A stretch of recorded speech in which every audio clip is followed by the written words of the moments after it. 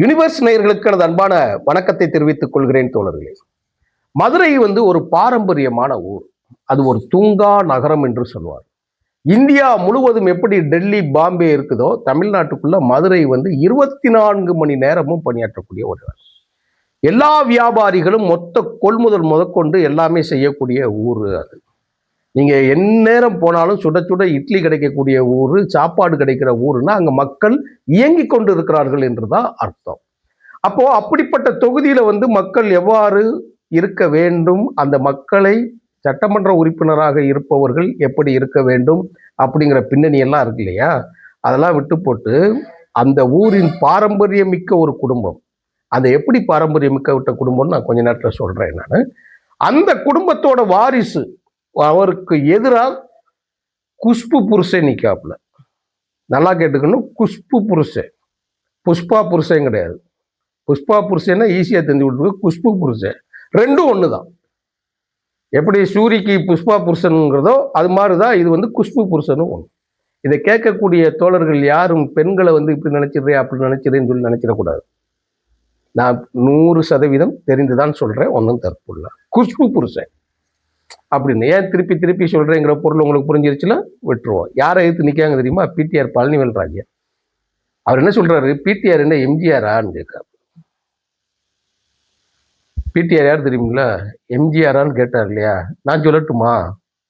எம்ஜிஆருக்கே அப்ப பிடிஆரோட அப்பா, எம்ஜிஆருக்கே தாத்தா பிடிஆரோட தாத்தா. எம்ஜிஆருக்கு அரசியல் வாழ்வு கொடுத்தது, அரசியல் அடையாளத்தை கொடுத்தது யார் என்று கேட்டால் பிடிஆரோட குடும்பம் தான் சொல்லுவார்.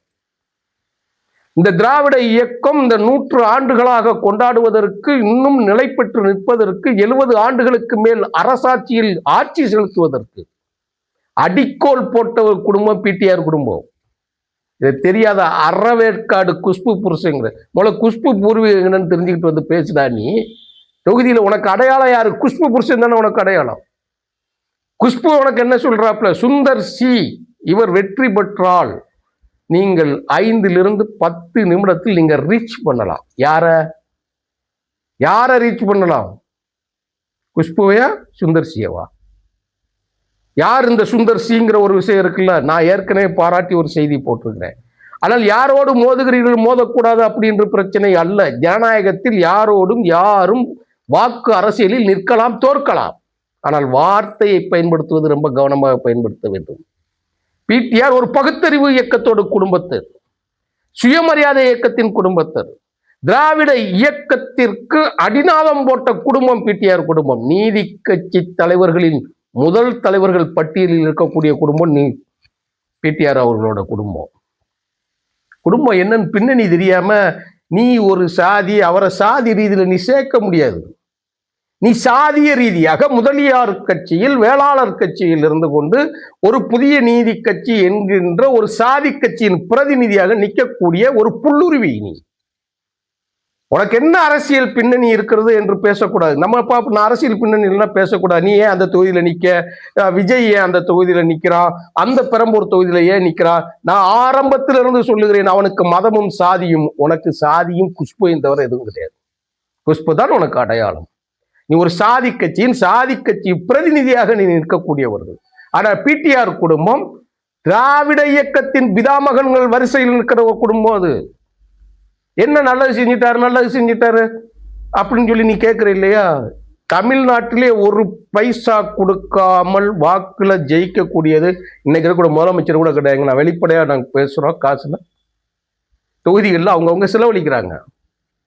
போன தேர்தலில் 2021 சட்டமன்ற தேர்தலில் கூட, அதற்கு முன்பு இருந்த தேர்தலில் கூட வாக்குக்கு, வீட்டுக்கு வீடு பணம் கொடுக்காமல் ஜெயிக்கக்கூடிய தகுதி படைத்த ஒரே ஆள் பிடிஆர் பழனிவேல். அந்த குடும்பம் அப்படி பாரம்பரியமிக்க குடும்பம் என்பதை தாண்டி சுத்தமான குடும்பம், ஒழுக்கமான குடும்பம், மக்களுக்காகவே உழைக்கக்கூடிய ஒரு குடும்பம். இதை யார் எதிரி கூட அதை குற்றம் சொல்ல முடியாது. சாக்கடை சரியில்லை, வாய்க்கால் சரியில்லை, மழை நீர் போறதுக்கு வழி இல்லை, அங்க புடுங்கல இதுன்னா, மதுரை மேயர் சட்டமன்றத்துக்கும் என்ன இருக்கு? ஒரு சட்டமன்ற உறுப்பினரோட பணி என்ன? நீ கவுன்சிலரோட பணி எல்லாம் சட்டமன்ற உறுப்பினர்களோட பணி என்ன சொல்றது? நாடாளுமன்ற உறுப்பினருக்கும் சாக்கடைக்கும் சொன்னா, எம்எல்ஏவுக்கும் சாக்கடைக்கும் சொன்னா யார் செய்யற வேலை? அப்போ ஒரு மேயர் கூட செய்ய வேண்டிய வேலை என்னன்னு கூட உனக்கு தெரியாம அறவேக்காட்டுத்தனமா எடுக்கிறேன்னா, ஆட்டமும் பாட்டமும் கொண்டாட்டமும் ராயல் லைஃபும் உடைய குஷ்பு புருஷனுக்கு என்னடா தெரியும் அரசியல்? யாரை தொடர பிடிஆர் எம்ஜிஆரான்னு? அதனால தான் நான் முதலில் சொன்னேன், எம்ஜிஆருக்கே அப்பன், எம்ஜிஆருக்கே தகப்பன், எம்ஜிஆருக்கே பிதாமகன். சொல்ல தெரியுமா? தமிழ்நாட்டோட மிகப்பெரிய ஒரு பிலாசபர் நம்ம பேசக்கூடிய தந்தை பெரியாருக்கு நீதி கட்சியை வழங்கிய தலைவர்கள்னு அவர் ஒருத்தர். வரலாறு தெரியாம பேசக்கூடாது. நீ தேர்தல் நின்றுட்டா கண்ட நாயெல்லாம் பேசுவதை விட்டு விட்டு நாங்கள்லாம் வேடிக்கை பார்க்க முடியாது. யாரை பேசணும்? கை நிறையா நெத்தி நிறையா குங்குமம் வச்சுக்கிட்டு பொட்டு வச்சுக்கிட்டு வாரே இல்லையா? ஐயப்பங்களுக்கு போற இல்லையா? இன்னைக்கு நீங்க கும்பிடுறீங்கள ஐயப்பன் கோயில். இப்ப நான் ஒரு சவால் விடுறேன், வாரியா? கேரளால ஐயப்பன் கோயில்ல அங்க மேல இருக்கக்கூடிய கர்ப்ப கிரகத்துல ஐயப்பன் உட்கார்ந்து இருக்கிற மாதிரி ஒரு சிலை இருக்கு இல்லையா? அந்த சிலையை செய்து கொடுத்த குடும்பம் பிடிஆர் குடும்பம். அதுக்கு முன்னாடி ஐயப்பன் அங்க எவனுக்கும் தெரியாது. 18 படிக்கு மேல ஒரு சிலை இருக்கு இல்லையா? ஐயப்பன் கோயில் கருவறைக்குள் இருக்கக்கூடிய சிலை. அந்த சிலையை செய்து கொடுத்த குடும்பத்தின் பேர் தான் பிடிஆர் பழனிவேல் ராஜகுடும்பம். நீ யாரு? உன் வரலாறு என்ன? திராவிட இயக்கத்திற்கு இந்த கல்வியும் வேலை வாய்ப்பும் பகுத்தறிவும் சுயமரியாதையும் எல்லாம் கலந்து மானத்தையும் மரியாதையும் கொடுத்த குடும்பத்தோட மூத்த வாரிசு அவங்கெல்லாம். இன்னைக்கும் உலக அளவுகளில் நிதியை பற்றி பேச வேண்டும் என்று சொன்னால், இந்திய அளவில் நிதியை பற்றின ஒரு ஒப்பீனியன் கேட்க வேண்டும் என்று சொன்னால், அனைத்து தொலைக்காட்சியிலும் மைக்க கொண்டு வந்துட்டு இங்கே தான் நிற்பாங்க. பிடிஆர் அவர் உட்கார்ந்துருக்கிற இடத்துல யாரும் எதுவும் பேச முடியாது. அவங்க அப்பா திராவிட முன்னேற்ற கழகத்தில் இருந்தார், சபாநாயகர். அதுக்கு பிறகு அவரெல்லாம் தனித்தமிழ் இயக்கத்தில் இருக்கக்கூடியவர்கள். ஒன்ன மாதிரி சாதி பின்னணியில வந்தவங்க அவங்க கிடையாது. நீ கேட்குற பிடிஆர் எம்ஜிஆர்னா, இதை எம்ஜிஆர் கேட்டிருந்தாருன்னா உன்னை எதால் அடிப்பாருன்னே தெரியாது. பிடிஆர்னா எம்ஜிஆரா? ரொம்ப கவனமாக வார்த்தையை சொல்லணும். 5 நிமிஷத்துல உன்னை ரீச் பண்ணிடலான்னு சொல்லி சுந்தர் சி சொல்றான். நீ ரஜினிக்கும் கமலுக்கும் என்ன செஞ்சங்கிறத நானே வாழ்த்தி பேசியிருக்கிறேன். இப்ப நானே திட்ட வேண்டிய நிலைமை.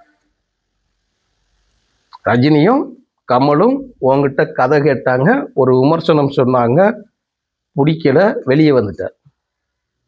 உடனே அறிக்கை கொடுத்துட்ட. கமலஹாசன் மூஞ்சிலையும் ரஜினி மூஞ்சிலையும் நீ கருப்பை பூசின. இன்னைக்கு வரைக்கும் அவங்க உனக்கு பதில் கூட சொல்லாத துப்புக்கட்டவன் நீ. இன்னைக்கு வரைக்கும் உனக்கு பதில் சொல்லல. நீ எல்லாம் ஒரு ஆளான்னு கூட தூக்கி நிக்கிட்ட. டைரக்டர் நெல்சன்கிட்ட கதையை கொடுத்துட்டு தேதியை கொடுத்து ஒதுங்கிட்டு நிற்கிறாங்க. பார்த்தீங்களா? இதுதான் அரசியல் வரலாறுங்கிறது. ஆனா நீ இங்க வந்து நீ என்ன செய்யற? நீ ரஜினி கமலுக்கே வராத நீ, உன்னை சாதாரண ரோட்ல இருக்கக்கூடிய மக்கள், வியாபாரிகள், தொழில் செய்யறவங்க, வீட்டில் இருக்கக்கூடியவங்க உன்னை ரீச் பண்ணிட முடியுமா? ரஜினி கமலையே தூக்கி போட்டு நீ இவர்களுக்காக நீ நிக்கிற மாதிரி ஏதாவது நீ செய்த முடியுமா? என்ன செஞ்சிருக்க? உன் அரசியல் படங்கள் எல்லாம் பார்ப்போமா? கலகலை பார்ப்போமா? முத்துன கத்திரிக்காயை பார்ப்போமா? உன் அரசியல் கதையை பேசிடுமா?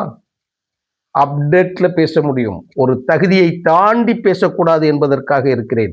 ஒரு திராவிட இயக்கத்தின் பிதாமகர்களில் தலைவர்கள் வரிசையில யாரு? தியாகராஜர் வரிசையில, மாதவ நாயர் வரிசையில வரக்கூடிய தலைவர்கள் மத்தியில் இவர் உட்கார்ந்துருக்கக்கூடியதா ஒரு தாத்தா குடும்பம். நீ அப்பேற்பட்ட ஆளை போய் பிடிஆரா எம்ஜிஆரான்னு சொல்லி கேட்க 5 நிமிஷத்துல வந்துடலாம். 5 நிமிஷத்துல உன்னை எப்படிப்பா ரீச் பண்ண முடியும்? முதல்ல குஷ்பு எந்த கட்சியில இருந்தா அவன் முதல் நாள் வரைக்கும் என்ன பிரச்சனையில இருக்கிற? அவங்க பேசின விஷயத்தை பத்தி பேசினா இந்த காணொலியோட அர்த்தம் மாறி போயிடும். இன்னைக்கு இருக்கக்கூடிய நிலைமை நீங்க என்னைக்கும் நிலைக்கும் சொல்லி நிலைத்து விடக்கூடாது. மகளிர்கள் ஆட்சிக்கு இங்க வந்து உத்தரவாதம் இல்லை என்று சொல்லக்கூடிய குஷ்பு நினைக்கணும், உன்னை காப்பாற்றியதே இந்த திராவிட இயக்கம் தான். நீங்க வடநாட்டில் போய் பேசியிருப்பாப்போ மகளிர் உரிமையை. உனக்கு திருச்சியில் நடந்த செருப்படி தான் நடக்கும். குஷ்புக்கு திருச்சியில செருப்படி நடந்தது, அடிச்சு வரட்டி விட்டாங்க.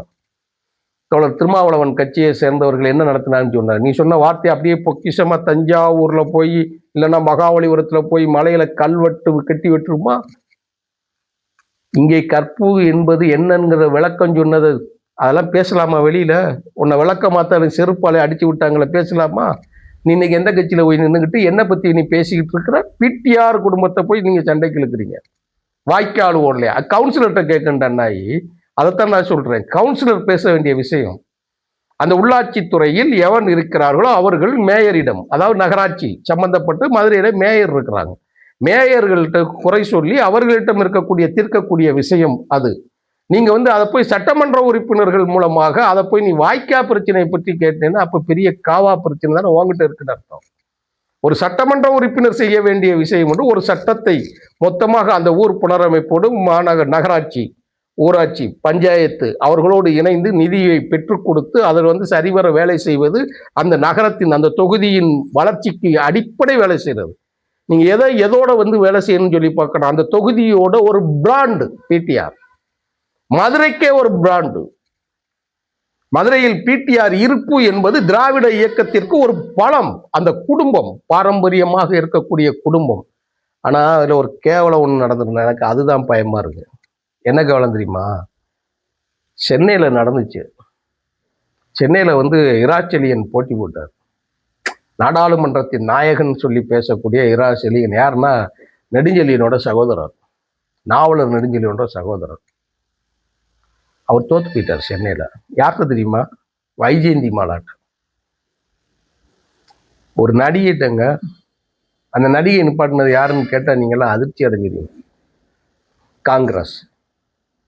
யார் யாருக்கு எப்ப வேணாலும் எது நடந்துக்கலாம். மிகப்பெரிய அறிவாளிகள் ஒரு சாதாரண மனிதத்தை தோத்துருவாங்க. நீங்க போய் காமராஜரை இதுல கொண்டு இணைக்க கூடாது. நான் அதை ஏற்றுக்கொள்ள மாட்டேன், ஒருபோதும் ஏற்றுக்கொள்ள மாட்டேன். அதுல நீங்கள் இந்த தேர்தலை, இந்த காணொளி பகிரப்படக்கூடிய இந்த காணொளியை பார்க்கக்கூடிய நேரத்தில் குஷ்பு வரலாறையும் சுந்தர்சி வரலாறையும், இவர்கள் மக்கள் பிரச்சனைக்கு எங்கெல்லாம் நின்றார்கள் என்ற வரலாறையும், திருப்பரங்குன்றத்தில் கலவரத்தை பற்ற வைப்பதற்கு இவர்கள் எப்படி முயற்சி செய்கிறார்கள் என்பதையும் தெரிந்து கொண்டு வாக்களிக்க வேண்டுமாய் வேண்டித்தான் இந்த காணொளியை நான் பதிவு செய்கிறேன். தோழர்களே, இது தேர்தல் காலம். இன்னும் 10 நாள் தான் இருக்கு. ரொம்ப கவனமா இருக்கு. தப்பா போயிருச்சுன்னா தமிழ்நாடு இதுவரை கட்டி வைத்த கோட்டை, பிடிஆர் அவர்கள் என்று மூதாதையர் பிடிஆர் அவர்களுடைய அப்பா பிடிஆர் இவர்கள் எல்லாம் போட்ட அந்த பங்கு இருக்கு இல்லையா, உழைப்பு இருக்கு இல்லையா, எல்லாம் நாசமாகிவிடும், மோசமாகிவிடும். கண்ணை மூடிக்கொண்டு ஓட்டு போடுங்கள். பிடிஆர் அவர்களின் பக்கம் நிற்கணும். அதுதான் அறம். அந்த அறத்தின் பக்கம் நாம் நிற்போம், நிற்க வேண்டும் என்ற வேண்டுகோளோடு விடைபெறுகிறேன் தோழர்களே. நன்றி, வணக்கம் தோழர்.